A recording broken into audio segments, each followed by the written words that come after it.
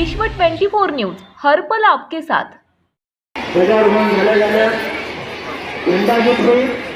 सर्वांनी झेंडागीताची तयारी करायची आहे। एक साथ तयार